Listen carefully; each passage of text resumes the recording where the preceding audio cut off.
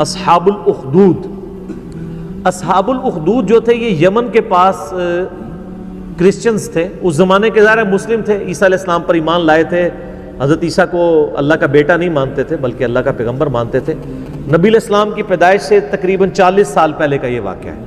لیکن اہل عرب اس واقعے سے واقف تھے کہ ایسا واقعہ ہوا تھا کہ یمن میں ایک بادشاہ نے توحید کی دعوت قبول کرنے کی پاداش میں اہل ایمان کو بہت بڑے بڑے گڑھے کھود کر ان میں آگ جلا کے زندہ جلایا تھا.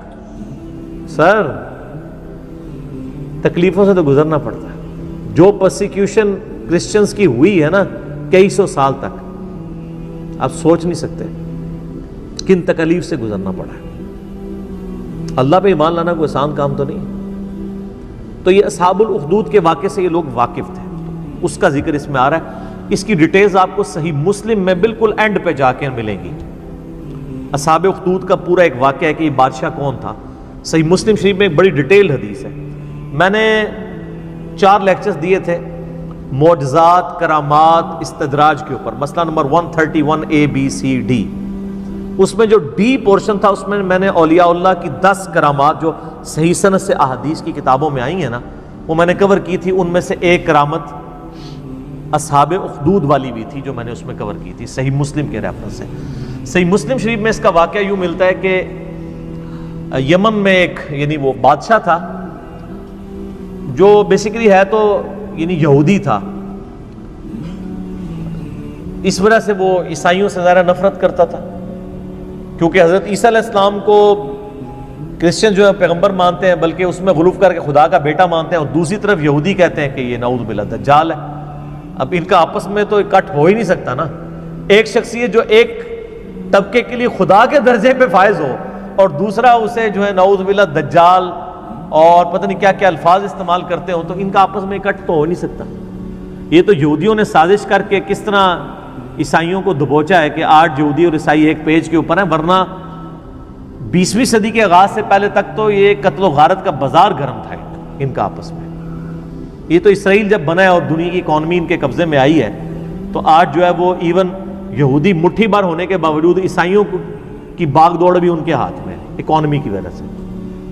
تو ہم نے جس ایرا میں جس وقت میں آنکھ کھولی ہے, یہ جو زمین کی جو حقائق ہیں وہ زمینی حقائق بدل چکے ہیں, اور اس کو بدلے ہوئے 100 سال سے زیادہ نہیں ہوا.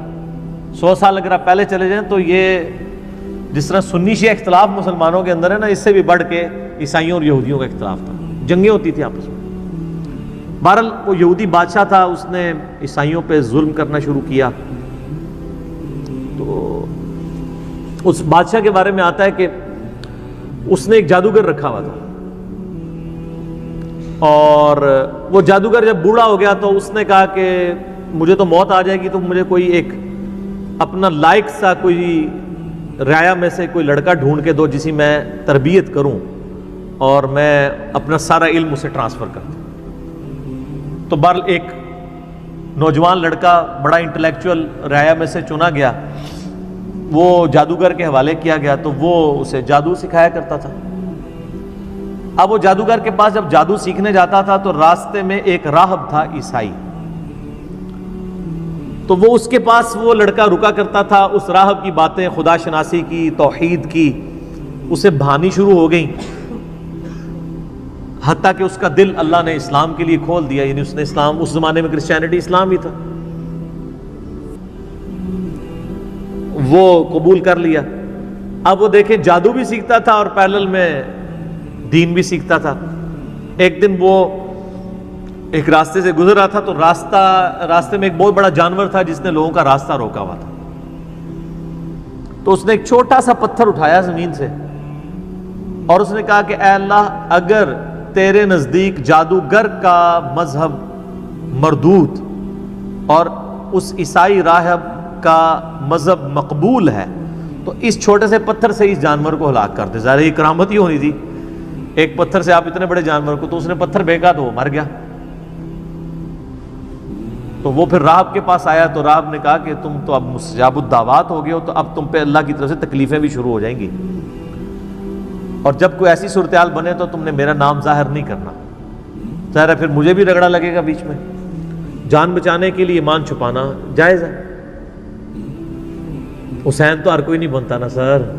پھر کہتے ہیں جی حسین کیوں کھڑا ہوا تھا, باقی کدھر گئے؟ باقیوں نے کوئی بیعت کر لی؟ وہ ہر ایک تو نہیں حسین ہوتا رضی اللہ تعالیٰ عنہ علیہ السلام. تو پھر وہی سلسلہ شروع ہو گیا.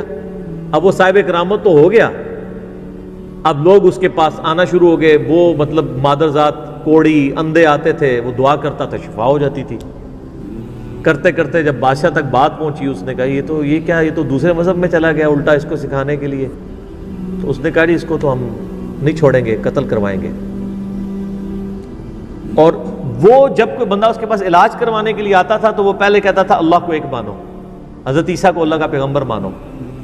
تو ظاہر ہے یہاں بھی آپ کو پتہ ہے لوگ حنفی ہوتے ہیں, جب طلاق ہو جاتی ہے تو اہل حدیث اسٹامپ پیپر پہ لکھواتے ہیں میں اہل حدیث ہوتا ہوں, تو وہ کہتے ہیں ٹھیک ہے اب بیوی بھی واپس مل گئی آپ کو. حالانکہ وہ اہل حدیث اتنی دیر کے لیے ہوتے ہیں جتنی دیر کے لیے انہوں نے وہ بیوی باہر نکل کے اہل حدیثوں کو گالیاں نکال رہے ہوتے ہیں, لیکن اہل حدیثوں کو پھر بھی عقل نہیں آتی ہے. اب عقل نہ آئے تو انسان کیا کرے؟